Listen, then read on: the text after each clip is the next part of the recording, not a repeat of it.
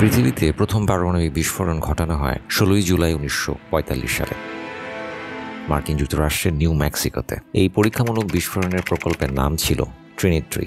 এই প্রকল্পের নেতৃত্বে ছিলেন রবার্ট ওপেনহাইমার। এই বিস্ফোরণের ভয়াবহতা দেখে তিনি আওড়ে ওঠেন একটি শ্লোক। তিনি বলেন, I remembered the line from the Hindu scripture, the Bhagavad Gita. Now I am become death, the destroyer of worlds. আমি এখন মৃত্যু, জগতে ধ্বংসকারী হয়ে উঠেছি।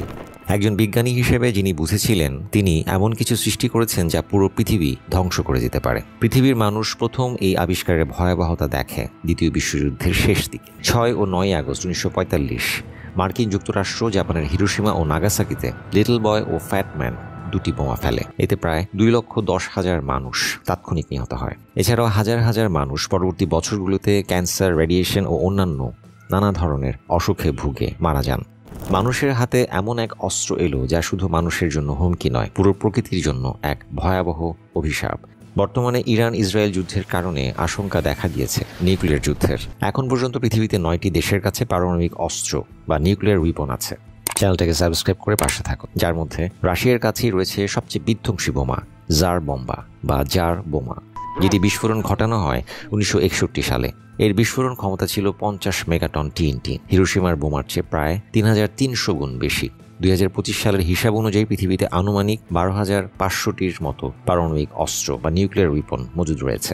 এদের মধ্যে মাত্র 100টি পারমাণবিক বোমা, যা বর্তমান অস্ত্রের 10%-ও কম, পৃথিবীর প্রকৃতিতে অস্বাভাবিক পরিবর্তন আনতে পারে। বিজ্ঞানীরা ধারণা করেন এর ফলে পৃথিবীতে নেমে আসবে নিউক্লিয়ার উইন্টার।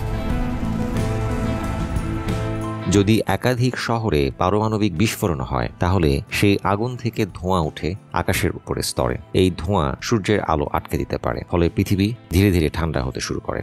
এর ফলে বিশ্বব্যাপী খাদ্য উৎপাদন কমে যাবে, দুর্ভিক্ষ দেখা দিবে, কোটি কোটি মানুষ অনাহারে মারা যেতে পারে। আরও ভয়াবহ হলো এতে ওজোন স্তর ব্যাপকভাবে ক্ষতিগ্রস্ত হবে, ফলে সূর্যের ক্ষতিকর আলট্রাভায়োলেট বা অতি বেগুনি রশ্মি সরাসরি মাটিতে এসে পড়ে। এতে মানুষ, পশু পাখি, গাছপালা সবাই ক্ষতিগ্রস্ত হবে। রেডিয়েশন অনেক দূর পর্যন্ত ছড়িয়ে পড়বে।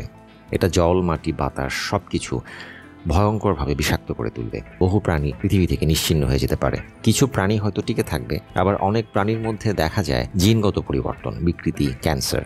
কিন্তু পুরো ইকোসিস্টেম বা প্রাকৃতিক ভারসাম্য সম্পূর্ণভাবে হারাবে। আর এই ক্ষতি এখানেই শেষ নয়। পারমাণবিক বিদ্যুৎ কেন্দ্র বা বোমার পরীক্ষায় যে রেডিও অ্যাক্টিভ বর্জ্য তৈরি হয় সেগুলো হাজার হাজার বছর ধরে ক্ষতিকর থেকে যায়। এর নিরাপদ সংরক্ষণ এখনও বিশ্বে নিশ্চিত করা যায়নি। আজকের দুনিয়ায় সীমিত একটি পারমাণবিক যুদ্ধ প্রাকৃতিক ভারসাম্য চিরতরে নষ্ট করে দিতে পারে। এই পৃথিবী আমাদের দায়িত্ব একে রক্ষা করা। এখনই সময় সচেতন করার। পারমাণবিক অস্ত্র এক সর্বনাশের পথ, এবং সেই পথে হাঁটতে হলে আমাদের সব হারাতে হবে। আপনারা কি মনে করছেন? নিচে কমেন্টে জানাতে ভুলবেন না।